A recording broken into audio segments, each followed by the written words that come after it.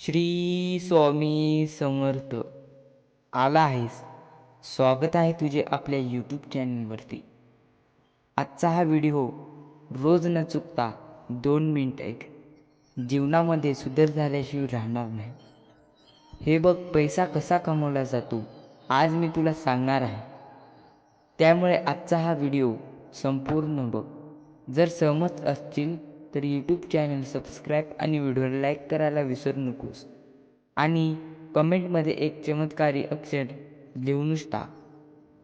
ते म्हणजे तुझे नाव आणि तुझ्या नावापुढे श्री स्वामी समर्थ असले हो बर एकदा आणि पुन्हा बघ चमत्कार.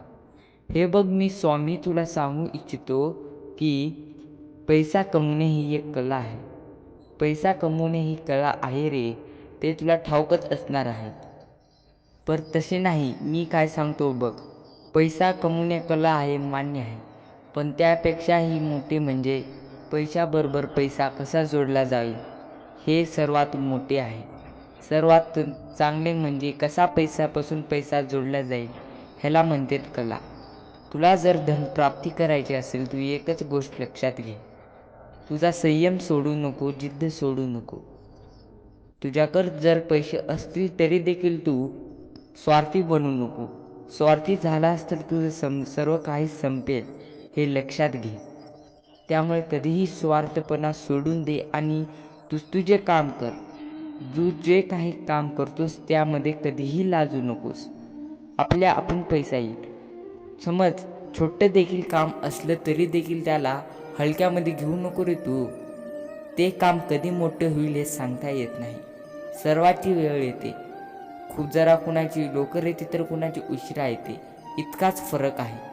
त्यामुळे जिद्द संयम सोडलूस तर धनप्राप्ती नाही येणार. प्राप्त लवकर नाही होणार धन. जिद्द चिकाटी जर तुझ्यात असेल तर तुला नक्कीच धन भेटेल.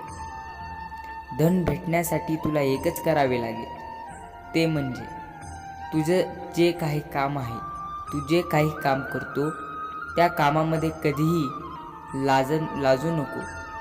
जर तू लाजलूस तर नक्कीच तुला धन प्राप्त होण्याची शक्यता कम आहे. तेवढं तुझं धन प्राप्त होणार नाही, पैसे तेवढे येणार नाही.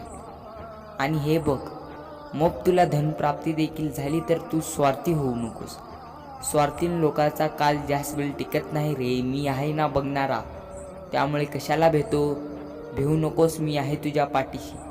फक्त जिद्द चिकाटी कायम ठेव. तुझे काम कर. मी बघत राहतो रे सर्व, पाहत राहतो सर्व काय कोण करत आहे. त्यामुळे चल तर जातो आता. माझे हे शब्द लक्षात घे. चल तर जातो.